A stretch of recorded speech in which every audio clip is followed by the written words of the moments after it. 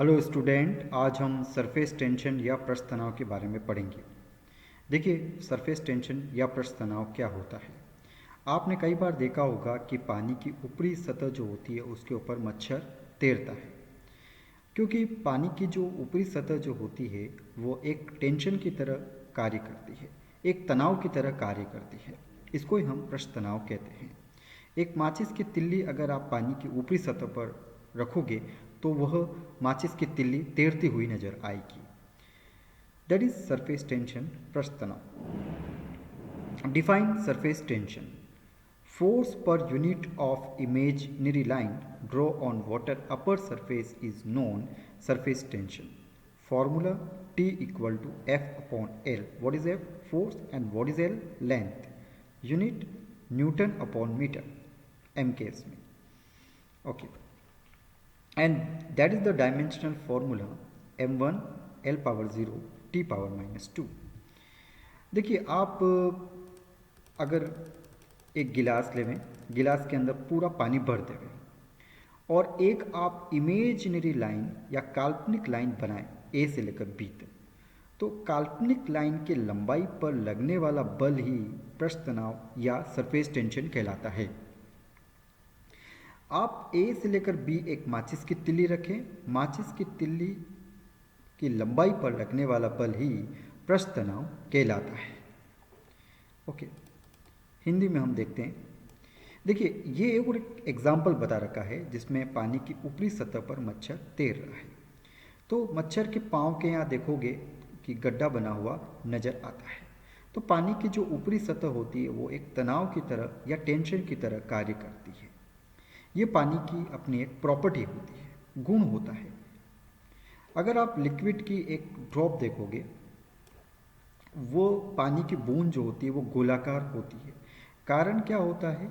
Surface tension. Hindi में पृष्ठ तनाव क्या है?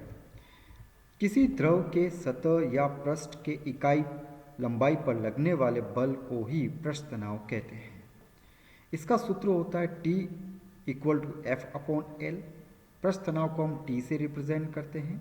मात्रक होता है न्यूटन अपॉन मीटर, क्योंकि फोर्स का मात्रक न्यूटन होता है, लंबाई का मात्रक मीटर होता है, और इसका विमीय सूत्र होता है m power 1 L power 0 T power minus 2। यहाँ पर वही डायग्राम बता रखा है। आप एक गिलास लीजिए, गिलास के अंदर पूरा पानी भर दीजिए, तो आप ऊपर की सतह पर देखोगे पानी की ऊपरी सतह पर एक टेंशन होता है। ऊपरी सतह थोड़ा सा गोलाकार होने की कोशिश करती है। इसको ही हम पृष्ठ तनाव कहते हैं। तो पृष्ठ तनाव के आधार पर कुछ क्वेश्चन हम यहाँ पर करेंगे। Why rain drops, liquid drop and soap bubble is spherical?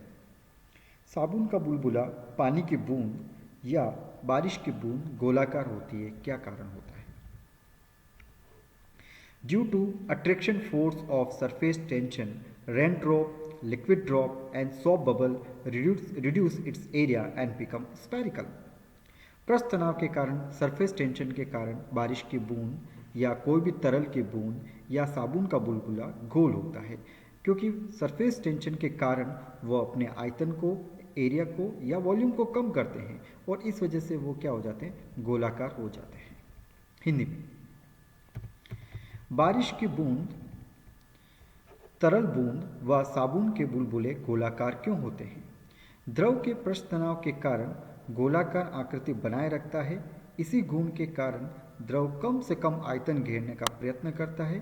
किसी गोले का आयतन सबसे कम होता है, अतः द्रव की बूंद गोलाकार हो जाती है। सिंपल सा रीज़न है, पृष्ठ तनाव के कारण साबुन का बुलबुला जो होता है वो गोलाकार होता है। Okay, next question. ओके, ये क्वेश्चन जो होगा वो सरफेस टेंशन पर नहीं है। What is the difference between cohesive and adhesive force? देखिए, जो सेम मॉलिक्यूल्स होते हैं उनके बीच में कोहेसिव फोर्स लगता है और डिफरेंट मॉलिक्यूल्स होते हैं उनके बीच में एडिसिव फोर्स लगता है। जैसे वाटर की ड्रॉप्स के बीच में कोहेसिव फोर्स लगेगा, क्योंकि वाटर सेम मॉलिक्यूल्स है। अच्छा, वाटर और ग्लास के बीच में एडिसिव फोर्स लगेगा, क्योंकि डिफरेंट मटेरियल्स है। तो देखिए, यहाँ पर बता रखा है कि दो वाटर की ड्रॉप के बीच में कोसिव फोर्स लगता है, क्योंकि दो वाटर की ड्रॉप अगर पास पास आती है तो वो आपस में क्या हो जाती है, अट्रैक्ट हो जाती है, चिपक जाती है।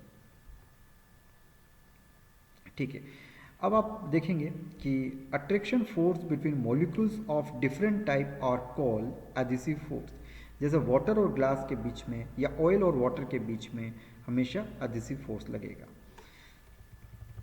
देखिए, अगर आप एक ट्यूब के अंदर पानी को भरते हो या एक ब्यूरेट के अंदर KMnO4 को भरते हो, तो KMnO4 के ऊपरी सतह जो होगी, क्योंकि KMnO4 एक लिक्विड होता है, ऊपरी सतह जो होगी वो इस तरह से होगी, क्योंकि हर एक मॉलिक्यूल्स के बीच में कोहेसिव फोर्स है।